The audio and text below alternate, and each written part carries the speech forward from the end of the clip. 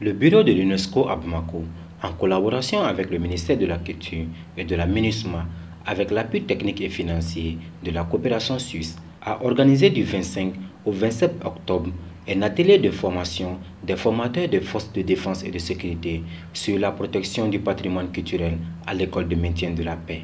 L'objectif recherché était de renforcer de manière spécifique les connaissances et la capacité des formateurs des forces de défense et de sécurité en matière de protection du patrimoine culturel.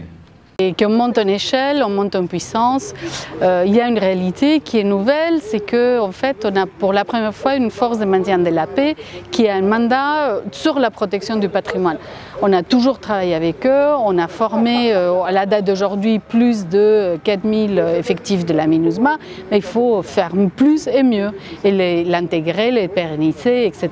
Et améliorer les contenus. Il y a une évolution du contexte, voilà, il faut répondre à ces nouveaux contextes. Il y a une évolution de la menace. D'une part, on voit il y a de plus en plus de pillages et les trafics illicites des biens culturels, il augmente. On sait qu'il y a un lien direct avec les financements du terrorisme, il faut les juguler. D'autre part, voilà, on a des nouveaux défis liés à la sécurisation des sites qui ont été réhabilités. Là, on n'est plus dans la protection contre la destruction, mais voilà, la sécurisation des sites qui ont été restaurés. Cette activité, qui s'inscrit dans le cadre de la mise en œuvre de la deuxième phase du programme de réhabilitation du patrimoine culturel et de sauvegarde des manuscrits anciens, a été une véritable école pour la vingtaine de participants nationaux et de forces de maintien de la paix de la MINUSMA, encadrés par des experts nationaux et internationaux. Et la finalité pour nous, c'est que ceux qui ont participé à cette formation puissent faire la réplique, je veux dire, et la continuité au-delà même de cette formation, puissent relayer l'information dans leur camp et dans les garnisons. C'est ça la finalité pour nous.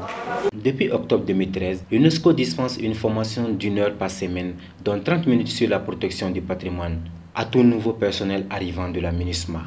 Franchement, pour moi, c'est une formation qui a deux volets.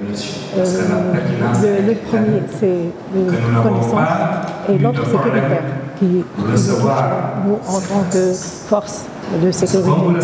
Donc, c'est une occasion pour moi, franchement, d'explorer le patrimoine malien, et surtout ce que m'a touché vraiment, c'est les manuscrits de Tombouctou, parce qu'on entendait souvent de ça, mais franchement je suis contente de l'occasion qui nous était aujourd'hui de voir ça de près, la façon de nettoyage, de numérotation, de la saisie, de l'enregistrement, le classement des manuscrits.